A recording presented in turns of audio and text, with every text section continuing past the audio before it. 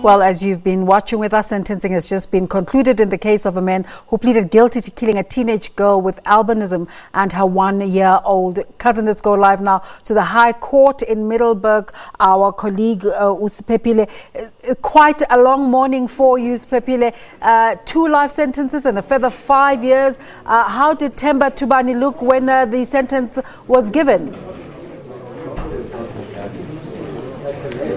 He looked devastated when it was given because he had asked for only 25 years. He wasn't looking forward to having 2 life imprisonment and a further 5 years.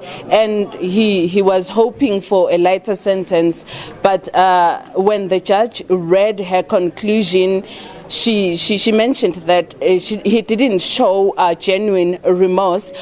He only had self-pity, and what pushed him to doing this was greed to make more money, and the fact that people with albinism, in this case, it is clearly shown that they are the most vulnerable people. It's people that could be hunted down and killed just for people to make money, according to this particular traditional healer, Msibi.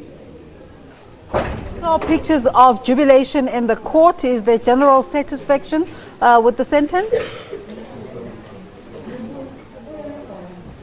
Yes, political parties here, formations which are meant to protect people living with albinism were here, and they were very happy. They were pleased with the sentencing that was given by Judge Shilam Pahlele, that 2 life sentences, as well as this one of 5 years, further 5 years on that. We have the NPA here who will just give us brief information around this sentencing.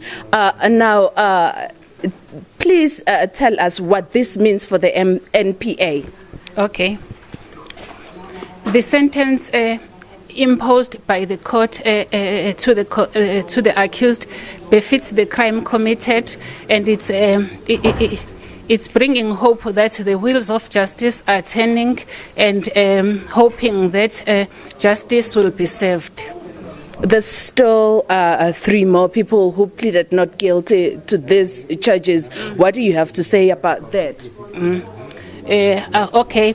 Regarding the other accused who is in Swaziland, extradition process is underway, where what both countries are waiting for the other accused to come and stand trial here in South Africa.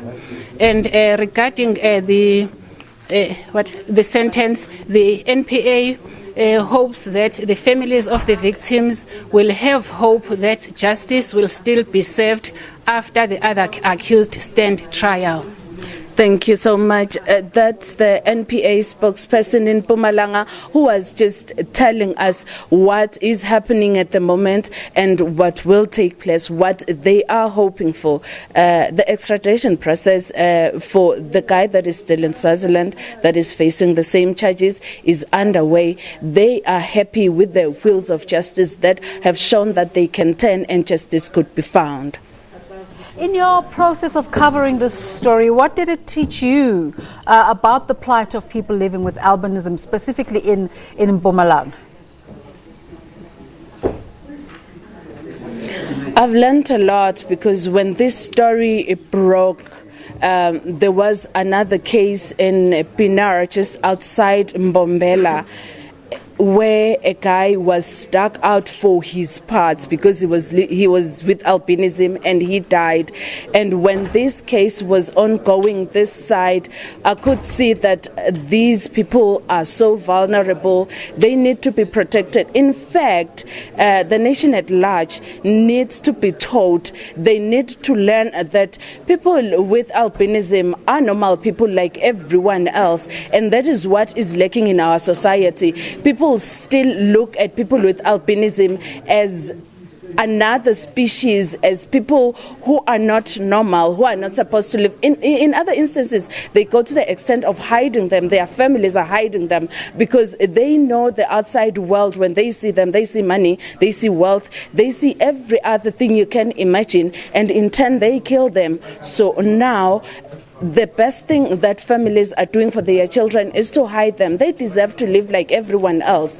These formations around albinism are calling for that. They're saying we're normal people like you. We need to live a normal life. We don't need to be treated differently. So in my journey with this story, I've learned that more needs to be done by society, by leaders, be it political leaders, community leaders, these organizations around the matter.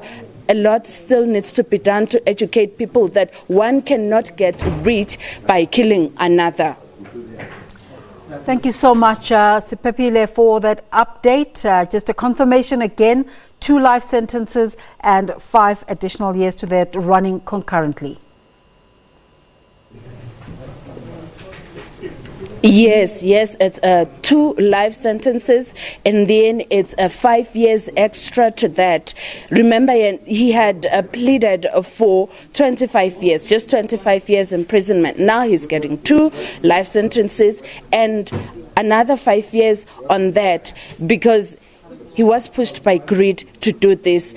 The court said that there was no instance where he displayed remorse, but he displayed self-pity. Thanks again for that update.